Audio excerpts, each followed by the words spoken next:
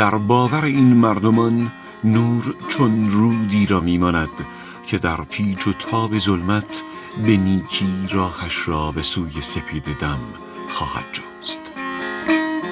پس به پاسداشت طلوع مهر آیین برپا می دارند و بر آینه و آب و شمع نظر می افکنند تا فالی خجسته بر زندگیشان رقم خورد و چرخش زمان و زمین بر کامشان همواره شیرین و گوارا باشد.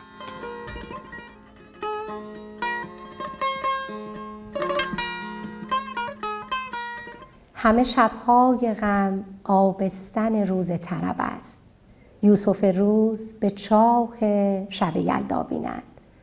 یلدا واژه‌ای سریانی به معنی میلاد، تولد و زایش است. تولد و زایش مهر، میترا و خورشید. در اصل جشن ظهور مهر و تقدس خورشید است. به دلیل تطبیق این شب با میلاد مسیح تلفظ سریانی این واژه استعمال شده است.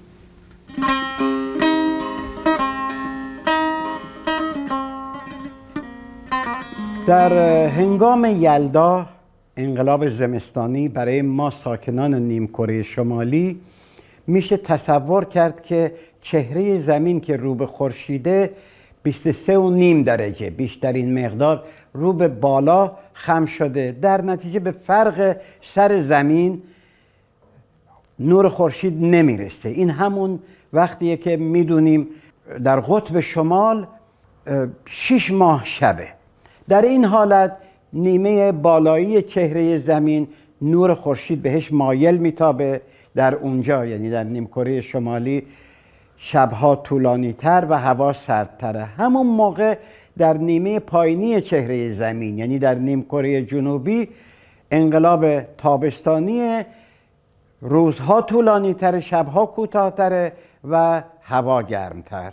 آیین یلدا متعلق است به آیین میترائیسم یا مهرپرستی که مذهب مردم ایران بود پیش از دیانت زرتشتی.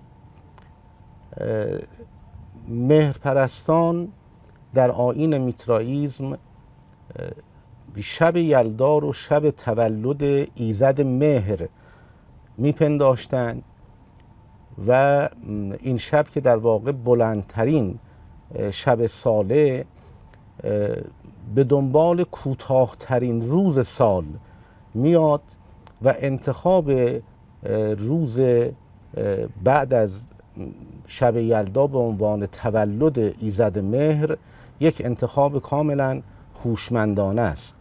به این معنا که بعد از شب یلدا که درازترین شب ساله، در واقع انگار که خورشید مثل نوزادی متولد شده و بعد از اون دیگه روز به روز این نوزاد قد میکشه، بزرگتر میشه و رشد میکنه. خود واژه جشن که برگرفته شده از یسن هستش به معنای ستایش و ستودن هستش. اما اعمال و کنش‌هایی که در شب یلدا هم انجام میدیم همشون به طور خاص به شکل کنش‌های آیینی هستن که البته به مرور زمان اون وجهه آیینی و تقدسشون رو از دست دادن و چهره‌ای اجتماعی و یک کنش فرهنگی پیدا کردن. غذاهایی که برای شب چله چکویی معروف بود که باید 40 نوع غذا بابه. علاوه بر غذاهایی که محلی چکودید مثل ماهی فیبیج یا کنوساب یا آب و خوش یا برنج حلوا، ایتا مراسم بود برای چلشه بره که برای خانه‌ای که عروس نامزد شده دشتی ایتا خاطره همیشه برای همیشه به جا منستی. برای چلشه داماد خانواده ایتا مجمع گفتید، ماهی سفید نهید اونو میان، عروس خانه مره ایتا تیکه طلا هید، ایتا قواره پارچه هید.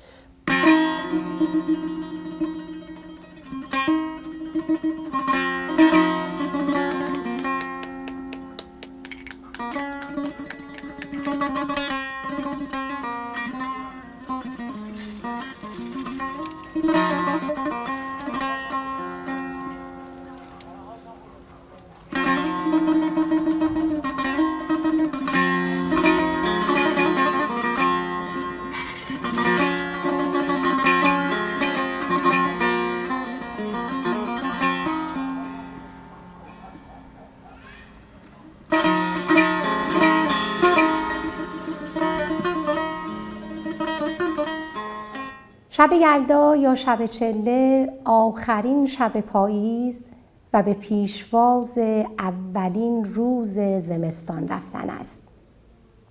تحویل آفتاب از برج قوس به برج جد و نوید اندک اندک بلند شدن روز، نور و روشنایی در تقابل با سیاهی و سرمای سخت.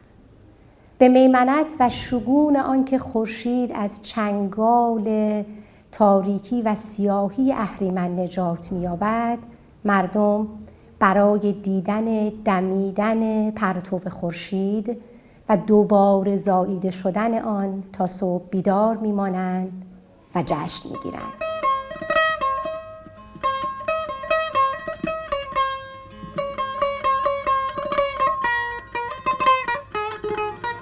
یه سری هم فال که گفتین ایت کیسه آغوز همونه که فقودین زمین رو هر کس ایت اوسدی به نیت خودش و ایت فال بین یا آینی بین یا هر که آیندی بین بو و یه نظر فدهی بر طبق و پوچو مغز بودنه و آغوز و طرف آینده گفتی اون نقل اون داستان اون ری شردهی.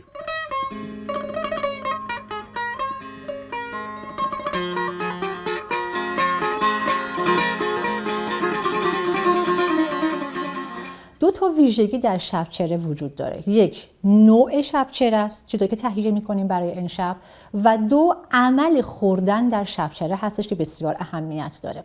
نوع خوراکی هایی که در شبچره فراهم می‌کنیم تا اونها رو مصرف بکنیم شامل در واقع میوه‌هایی مثل هندوانه، انار و در واقع میوه‌هایی هستند که درون آنها بتواند رنگ خورشید و نور و روشنایی و تلألؤ رو بازتاب بده و پوست بیرونی اونها شاید خیلی الزاماً نشان دهنده نباشد. مثل هندوانه که وقتی شکافته میشه و سرخی درون آن مثل خورشیدی که در سیاهی شب پنهان است و صبح طلوع می‌کند و تولد پیدا می‌کند هستش. خیلی از جاها نمی‌توانند از آجیل مثل پسته در واقع یا فندق یا گردو استفاده کنن، برابر این جایگزین می‌ذارن، مثل برنج که سرخ میشه برنجک میشه یا گندم که در واقع گندمک استفاده میشه. فقط باید بدانیم که این دانه‌ها حتما قابل خوردن و خوراکی هستن. یه سری نقل نبود که شب پیلچله میان نقل بستی که بزرگان نشتید نقل کدید بر اساس یه سری اتفاقات کیهانی دگفتی روزانه شبان طولانی بستی کوتاه بستی درازا بستی اشن آیه جمع کده به صورت ایت المان مثلا امان داریم قرقوشم خان که رعد برقا گفتین که خود توپوس هم برای زنه زمینه و آیه باران آوره سیلاب کنه برف آوره اون میانیم چند تا باد نو مثل خزری باد سرخ و زرد دیم بو گفتین شکل به صورت ایت دیو یا حالت به اصطلاح ایت غول بزرگ اونم اضافه بوسی اما اون نقلان میان جاده کفتی یا دشتوا باد بو خشکوا باد بو گیلوا که ایت باد نسیم بهاری خنکترین باد مال شرق کاسپیانه و جزو باد بهاری بود که جزو باد زمستان نبو بیرون گیلوا هم جزو بادهای باران آور بود که فصلا نمیان اما این نقل گفتین انا اشاره کدین به صورت غول یا مغیلان اضافه کدین خوشن قصه نمیان زکنه نقل کدین. یکی از کنش‌های بسیار مهمی که در این شب ما انجام میدیم و ویژگی آیینی بودن و مخصوصاً سرآغازین بودن این جشن رو، یعنی سرآغازین به این معنا که مرتبط با جشن‌های آفرینندگی هست، برای ما برجسته میکنه چون چهره آفریننده ایزد مهر در ایران به هیچ عنوان وجود نداره، اما به نظر میرسه در این شب با این عملی که انجام میدیم اون چهره به نوعی بازگشت پیدا میکنه به باورها و در واقع اندیشه‌های ایرانی. تفعال زدن به حافظ هست. چرا به حافظ تفعال میزنیم؟ چون حافظ به در واقع لسان الغیب بودن ملقب است و فکر میکنیم که اشعار او بگونه است که میتواند پیشگویانه آنچه که پیش روی ماست رو برای ما روشن بکنه. امی عروس خانم ریت فال حافظ بگیریم ببینیم خواجه حافظ چی بگه. حسب حالی ننوشتی و شد ایامی چند، محرمی کو که فرستم به تو پیغامی چند. ما بدان مقصد عالی نتوانیم رسید، هم مگر پیش نهد لطف شما گامی چند. ای گدایان خرابات خدا یار شماست، چشم انعام ندارید ز انعامی چند. پیر میخانه چه خوش گفت به دردی کش خویش، که مگو حال دل سوخته با خامی چند.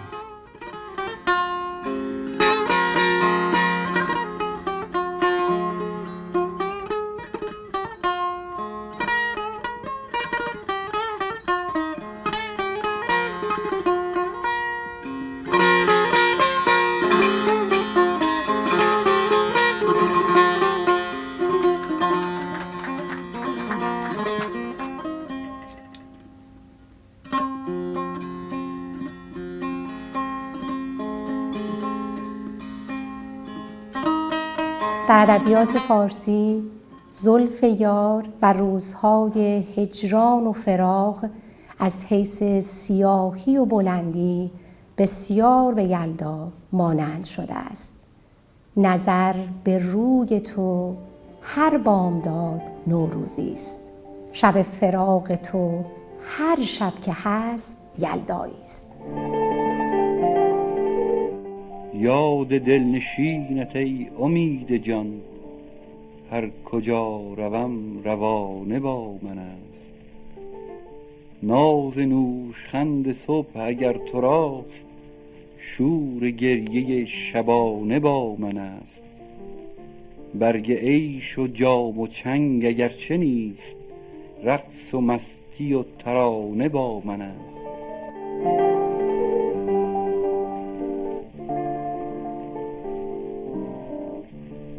خواب نازت ای پری ز سر پرید، شب خوشت که شب فسانه با من است.